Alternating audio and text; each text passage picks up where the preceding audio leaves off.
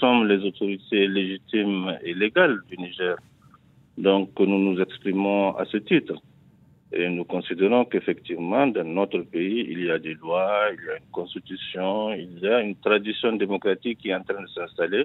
Le seul mode d'accès au pouvoir et d'exercice du pouvoir passe par les élections que le peuple puisse voter et désigner par le vote ses dirigeants. Donc voilà, c'est à ce titre que nous sommes à l'aise pour nous exprimer.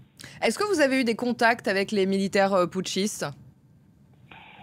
Bon, directement non, mais il y a eu des tentatives de médiation. Il y a eu une médiation engagée par le président Issoufou. Il y a eu une médiation aussi qui est en cours, qui a commencé hier par les envoyés du président du Nigeria, monsieur le président Tinubu, donc une délégation du Nigeria qui est en train de négocier, de discuter avec les militaires. Mais enfin, les discussions ne sont pas terminées, que nous avons vu ce communiqué intervenir. Mais nous considérons qu'il n'y a pas de fait accompli. Le pouvoir légal et légitime est celui exercé par le président élu du Niger, qui est le président Mohamed Bazoum. Mais monsieur le ministre, cela veut dire qu'on ne peut pas parler de coup d'État, il n'y a pas de putsch actuellement au Niger, en dépit des informations qu'on a eues au cours de la nuit et après ces très longues journées à Niamey? Non, il y a eu une tentative de coup d'État, mais évidemment que nous pouvons accepter. Nous considérons, nous sommes certains que d'abord, ce n'est pas la totalité de l'armée qui est à la tête, qui a engagé ce coup d'État. La preuve, c'est que le commandement de l'armée ne s'est pas exprimé. Deuxièmement, le peuple nigérien ne peut plus accepter cela.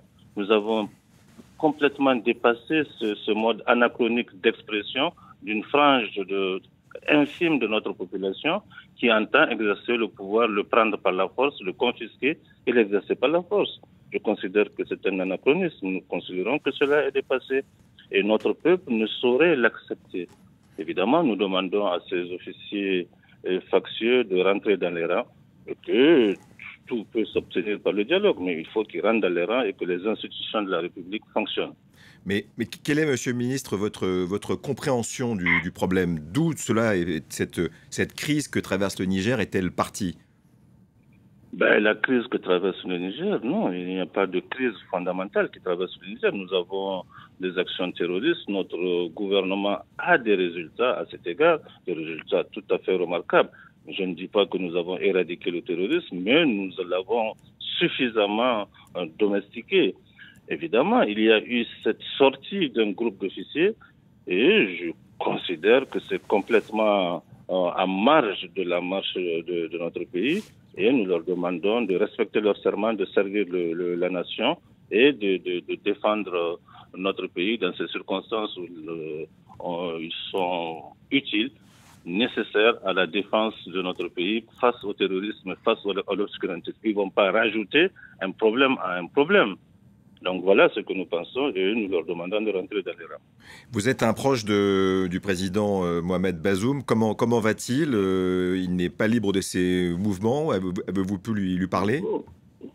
Il est toujours séquestré à sa résidence, mais il est en bonne santé. Je lui ai parlé plusieurs fois dans la journée d'hier.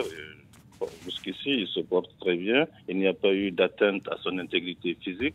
Et nous nous en félicitons. Nous considérons qu'il doit être libéré sans condition et le plus vite possible pour que les choses rentrent dans la normalité. Donc nous appelons à sa libération rapidement sans condition.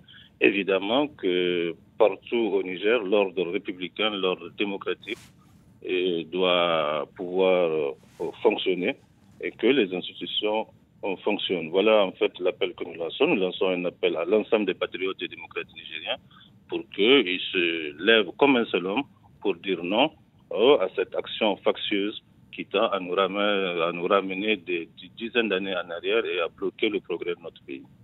Monsieur le ministre, comment vont se dérouler les prochaines heures? Vous le disiez, vous privilégiez le dialogue? Le dialogue continue avec les différents médiateurs. Mais enfin, nous mobilisons aussi notre peuple. Notre parti, les partis de la majorité ont fait une déclaration. Des mobilisations ont commencé. Évidemment, elles vont se poursuivre. Le Niger n'acceptera jamais et n'a jamais accepté par le passé le fait accompli du coup de force. Il faut le savoir. C'est ça notre tradition.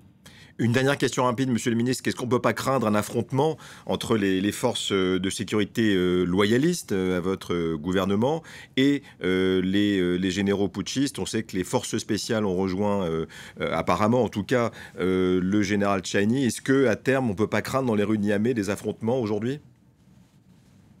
Mais nous espérons que non, nous n'avons pas besoin de verser du sang, mais enfin, je ne connais pas de manière opérationnelle ce qui se passe. Mais je dis que les officiers factieux doivent rentrer dans les rangs et que tout peut s'obtenir s'ils ont des revendications, cela peut s'obtenir par le dialogue. C'est tout ce que je peux dire.